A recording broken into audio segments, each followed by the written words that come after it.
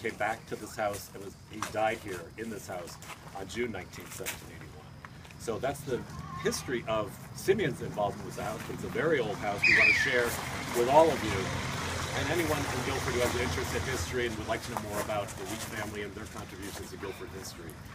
So we welcome you here today. We have Rod Leete here, who is the sort of the patriarch, the eldest of the Leetes in this family.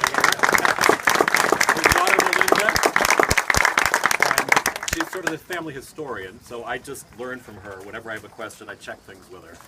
But this Battle of Leete Island was something that people in Guilford, especially Simeon, don't know very much about. It was actually one of the bigger battles in the Revolution in terms of the number of people fighting in it in the Revolutionary War in Connecticut. At the height of the battle, there were 250 fighting men slugging it out right across the road. You could have heard everything from here.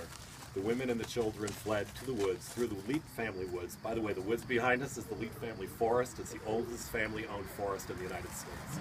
They've owned it since 1660. Wow. Every piece of land that surrounds this property is owned by the Leete family. They've owned it since 1660.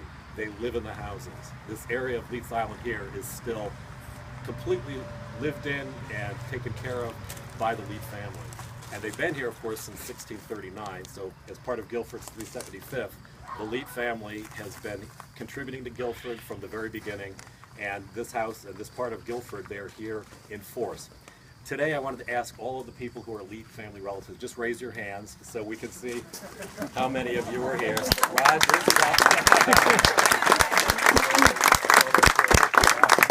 We welcome you all to be here. This is your ancestral home, and we've had some of you here before, and we welcome any of you who would like to visit at any time. This being Guilford's 375th, I thought and we're hearing a lot about that.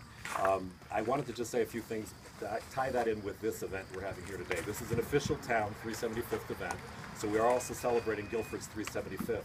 But one thing that doesn't get talked about much when we do the 375th events in towns is it was really William Leete who founded Guilford, essentially.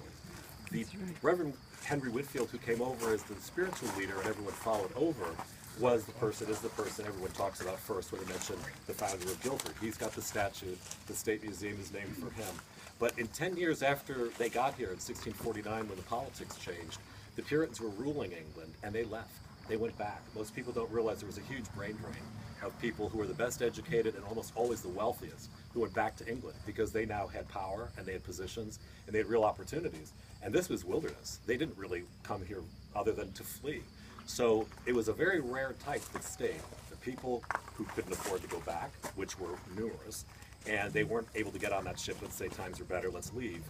But William Leete stayed, and he later became the governor, Governor Leete, you'll hear him talk about.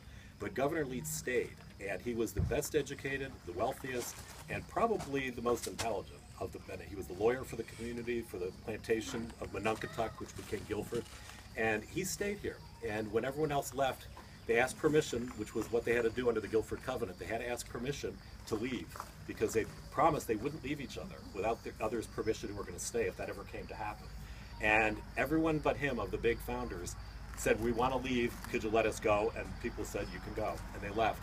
He stayed. And he served Guilford for the rest of his life. He became the governor of the United Colony of Connecticut. And because of all of the things he did to help Guilford get its way through the politics of the 17th century with the regicides hiding out in his cellar and the other things that he was involved with in terms of, a lot of complicated politics, the town of Guilford gave this land of Leete Island to the Leete family sometime around 1661. And they've had this ever since out here. So this land that we're on is a part of the testament from the town of Guilford to its real founder, in my opinion, William Leete, who was the person who really saved so many things for them and stayed with them when everyone else left, who they looked to as their leaders. Fast forward to 1781, the great-great-grandfather, William, he certainly stabilized and protected a little town and then a colony as it turns into Connecticut. We're in the middle of the Revolution, 1780, actually it's sort of the tail end of the Revolution, 1781, everyone's very tired of the war. And it's gotten to be a real slugfest, very nasty, lots of fighting, little raids back and forth across Long Island by whaleboat. And the people have to stay up every night, the guard, and watch to see whether people are going to raid that night, burn their homes down, kill their families, take their sheep, whatever. And it's an exhausting prospect to have to do that every night. The morning of the 18th of June, 1781, 3 British warships came across. These weren't whaleboats. And they had 150 regulars. Those weren't amateurs. And they came ashore to burn this place out and to take everything out. And the Coast Guard saw them, pretty surprised, because they were right across the road past the beach. And they saw the ships, they saw the guys coming in on the longboats, and they put out the alarm. Someone dashed into town on a horse to get the militia alerted, and they started running when they heard from there, but it took them an hour to get here. There were about 15 people defending Leete Island. And it was the Leetes, the Morses, there's one other family I'm forgetting, but they were... Ebenezer Hart. Well, he came out with the militia, right? He came out with the militia. He was here with me. Oh, he was here with it, okay. And they held them off 10-1 for an hour. Now, that must have been pretty amazing fighting for 10 people to hold off, or 15 people to hold off 150, but they did. And then the militia arrived in time, and the battle had already pushed across the road in front of you. It burned down the house there was a house at the corner of Shell Beach and Leete Island Road. On that cellar hole was built a new house that's there now in the 1870s, but that house that was there before was burned and taken out later in the 1870s. House around the corner, the new owners here, Bob and Susan Yarrow are here, there they are. They live in the Daniel and Charity Leete house. That was very severely damaged. Some people say it was destroyed. Let's assume it was just really badly damaged.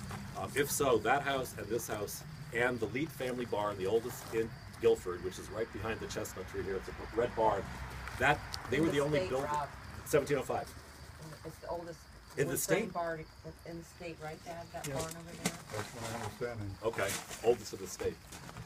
Those are the 3 buildings that were here on the day of the battle. And it's pretty remarkable to have a Revolutionary War battle where you still have buildings that were there and actually haven't changed much. And when you take the tour, you'll see really haven't changed much since the day of the battle. It's also pretty remarkable to have a stone which shows where, in this case, Simeon was mortally wounded. It's only about 100 feet behind Representative Wiglis's back door. There's a boulder, granite boulder, and it's carved in that this is where he was mortally wounded on the days. His tombstone is around the corner at Leete Island Road in Moose Hill. It was moved here in 1817 when the town decided to turn the green into more of a park. And so here we've got a house that was lived in by a soldier and his family. We've got the battlefield right across the road all around you, houses that were involved in the battle, a barn that saw the battle raging around it, and you've got the people who lived here in the house still represented by numerous descendants who live right around the same property, which is a remarkable, I think a truly remarkable piece of American history that we just take for granted in Guilford, that we have so much here that we don't sometimes see it or even know it's there. And the Leete family has done so much, and they've been so remarkable in terms of the history of this town, that we had a governor, a lawyer who started out, who stabilized and saved what became a town and part of a colony later, and then a great-great-grandson who fought in a battle when he wasn't expecting to do anything that day but go out and do his work. And he fought very hard because he was actually hit when he was harassing the British down to their ships. He could have stopped and said, you know, they're leaving, it's okay. But he kept chasing them down to the beach firing. So I think he was a pretty annoyed person that day, watching what people had done to his house, they'd done to his cousin's house, they'd done to his uncle's house. He wasn't very happy. And the Leetes, it must have been like stepping into a hornet's nest that day, because they fought 10-1 for an hour by themselves and kept this place still standing. It wouldn't be here if they had done it. So we wanted to make sure that Simeon Leete wasn't forgotten, and that the contribution of his entire family is in context, that the Leetes have been here for 375 years. They've always answered the call and done what Guilford needed them to do. And Simeon was a very common, average guy who did something that had to be done. It was a very important thing, and he did it. And I think that's worth honoring. And so we wanted to share the house with you and let you see it, answer any questions you have about it. There's a list of people here, and then I'm going to move on to your awards. There's a list of people who helped that I wanted to let you know. This is a typical Guilford undertaking in that everybody pitches in and does that. We have from the Land Conservation Trust, who are doing what's called a history hike. First time we're doing it this year. And it's going to follow the trail of the refugees, paralleling it as best they can, because they went up Moose Hill Road during the battle. It's going to follow it up to